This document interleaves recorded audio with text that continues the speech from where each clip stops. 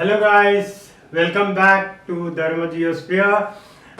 Congratulations to all those who have cleared the 2019 prelims and are going very strong in their preparation for the mains exam. All the best to you. Stay focused and what all we have discussed during the last couple of weeks.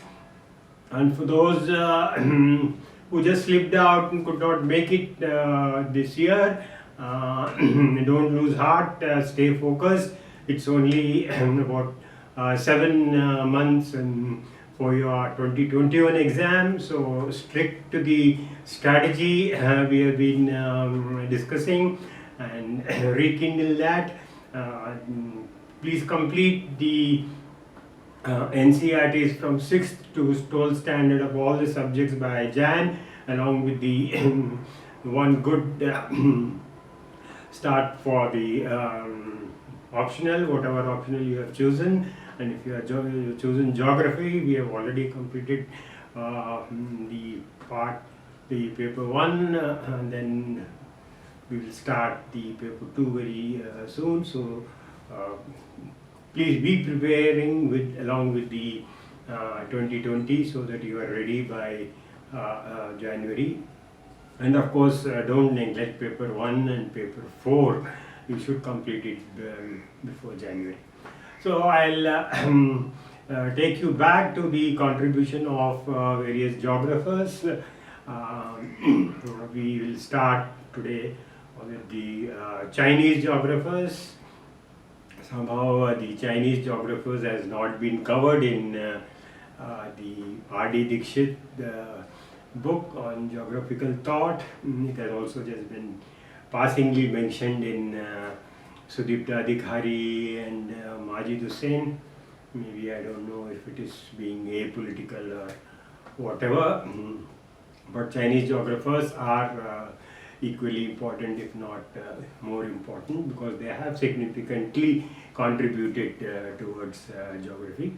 So staying away from the influence of the Greeks and Romans, wherein Far East, the Chinese geographers have contributed immensely to the growth of geography. In particular, they gave us one of the first correct map of the Far East, and they were very good in showing information through trade routes and cartography and perfect mapping. And one of the most important contributions has been also to describe topographies and the people living in and around them, which only at that time the Chinese geographers were able to do. The fall of the Roman Empire actually brought in a total stagnation and darkness in the growth and progress of geography during that time.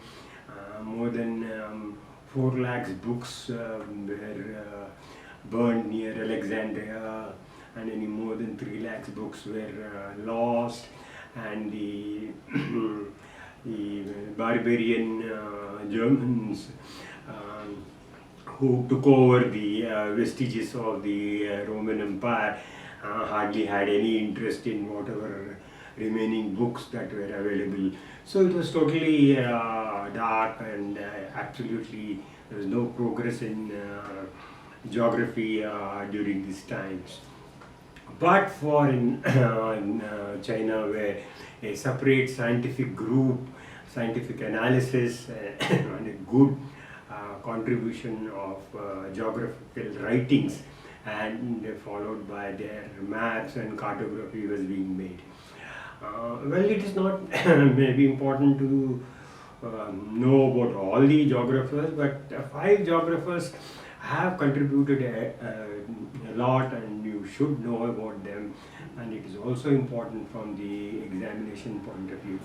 The first, of course, the Xion Kyun, you all know that he was the one who studied the first erosions of those Shangyang mountains, and was the first theory of geomorphology was propounded by him, wherein he understood how the cycles of erosion would start and how they progress and end. And of course, Yu Kung and Piaggio were also important. They got in the first cartographic maps, and they also studied the various divisions of geography in China. And then you also have Chu Pen and Wang Yi. These geographers also have contributed. I will show you in the slides what each of these geographers have contributed. So, please remember those important points and don't neglect the contribution of Chinese geographers to geographical thought.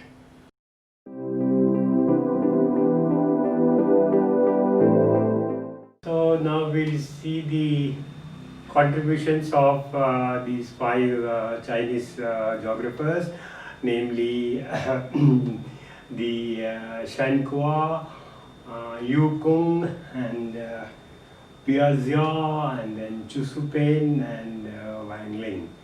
So this is the first physical geography map developed by the Chinese, simple, but it represents all the physiographic features, including those rivers. There were three main schools of cosmology which the Chinese believed.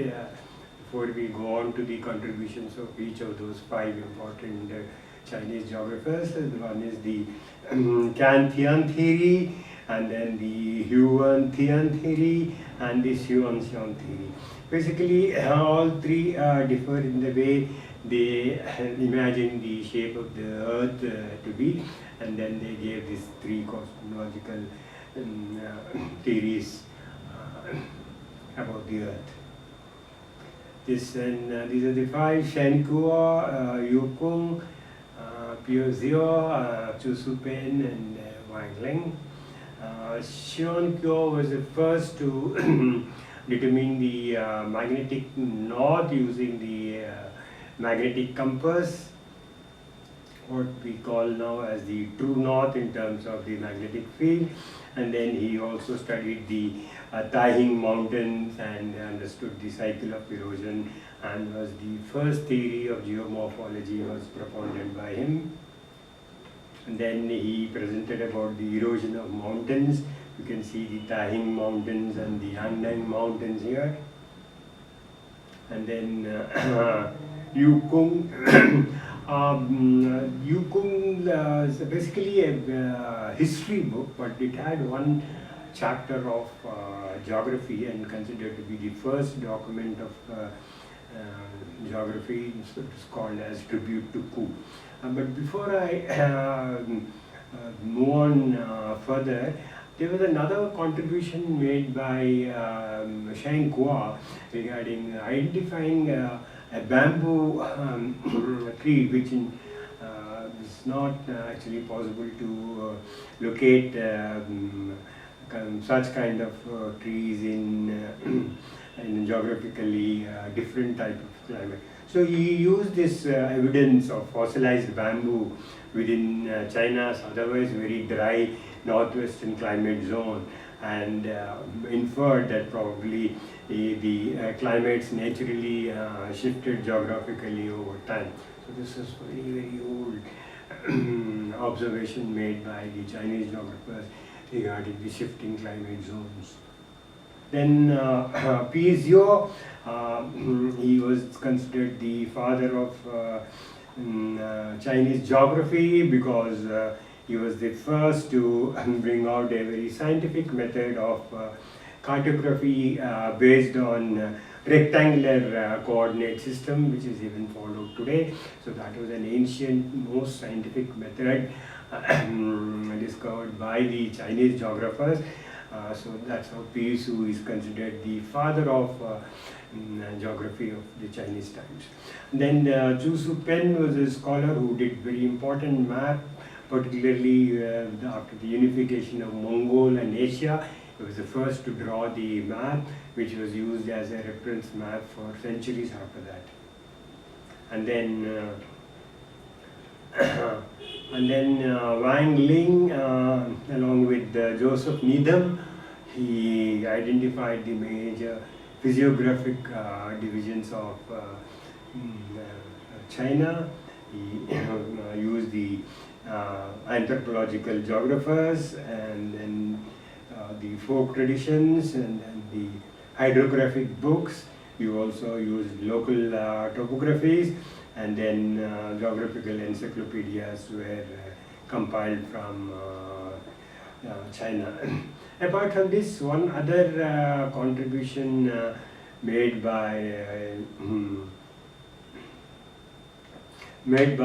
Chu Su Pen, which you should remember, was most of the contemporary European and Asian maps and the Greek Roman maps, whatever were drawn, they showed South Africa southern tip towards right. But it is for the first time that Chu Su Pen had identified that the southern trip to be pointing southwards and not eastwards. So that's an important contribution made by Chu Su Pen. So that's all about the Chinese geographers' contribution. It's important, please remember these 5 important geographers and what they have contributed, and if a short note or any question comes, please be able to clearly answer it. So guys, stay safe, stay well, and then we will catch up. We will do contributions of Indian geographers as well. That has also not been mentioned in some of the books, but that's okay. We will do whatever is possible from our side, and then remember what Indians have contributed towards the development of geography. Okay then guys, see you all very soon, and then bye.